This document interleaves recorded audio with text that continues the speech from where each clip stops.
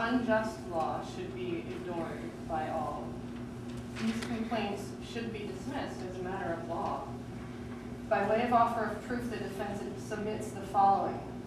In recent years, professionals within the criminal justice system have acted on the belief that traveling by motor vehicle was a privilege that was given to a citizen only after approval by their state government in the form of a permit or license to drive.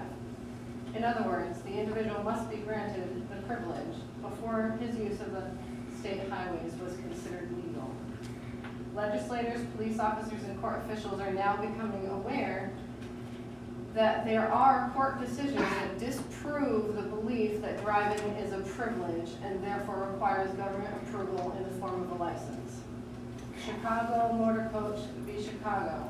The use of the highway for the purpose of travel and transportation is not a mere privilege, but a common fundamental right of which the public and individuals cannot rightfully be deprived. Thompson v. Smith says the right of the citizen to travel upon the public highways and to transport his property thereon, either by carriage or by automobile, is not a mere privilege which a city may prohibit or permit at will, but a common law right which he has under the right to life, liberty, and the pursuit of happiness. It could not be stated more directly or conclusively that the citizens of the states have a common law right to travel without approval or restriction, licensure, and that this right is protected under the United States Constitution. The judge stated in the arraignment for this trial, I have to follow the direction of the Supreme Court. Kent v. Dulles says the right to travel. Kent v. Dulles, D-U-L-L-E-S, says the right to travel is part of the liberty of which the citizen cannot be deprived without due process of the law under the Fifth Amendment. Shackman v. Dulles, the right to travel is a well-established common right that does not owe its existence to the federal government. It is recognized by the courts as a natural right. As hard as it is for law enforcement officials to believe, there is no room for speculation in these court decisions. American citizens do indeed have the inalienable right to use the roadways unrestricted in any manner as long as they are not damaging or violating the property or the rights of others.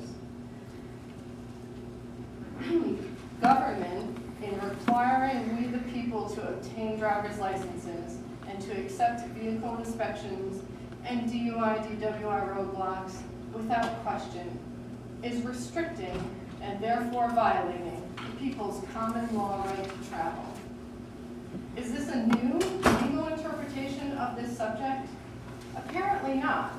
This means that the beliefs and opinions that our state legislators and the courts and those in law enforcement have acted upon for years have been in error.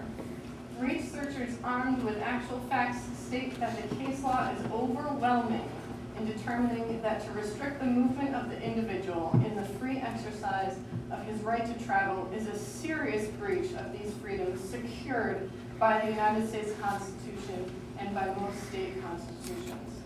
That means it is unlawful. The revelation that the American citizen has always had the inalienable right raises profound questions for those who are involved in making and enforcing state laws. The first of such questions may very well be this. If the states have been enforcing laws that are unconstitutional on their face, would it seem that there must be some way that a state can legally put restrictions, such as licensing requirements, mandatory insurance, vehicle registration, vehicle inspections, and so forth, just to name a few, on a citizen's constitutionally protected rights? Is that so? For the answer, let us look again to the United States courts for a determination of this very issue. In Hurtado v. California, the U.S. Supreme Court states very plainly, the state cannot diminish the rights of the people. and in Bennett v. Boggs, statutes that violate the plain and obvious principles of common law, right, and common reason are null and void. Would we not say that these judicial decisions are straight and to the point? That there is no lawful method for government to put restrictions or limitations on rights belonging to the people? Other cases are even more straightforward. The assertion of federal rights, when plainly and reasonably made, is not to be defeated under the name of local practice. Davis v. Weschler. Where rights secured by the Constitution are involved, there can be no rulemaking or legislation which would abrogate them. It's Miranda v. Arizona.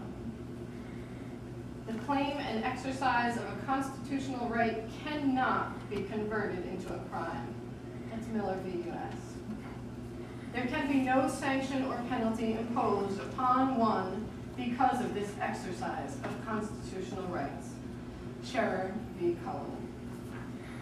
We could go on and on, quoting court decision after court decision. However, the Constitution itself answers our question, can a government legally put restrictions on the rights of the American people at any time for any reason?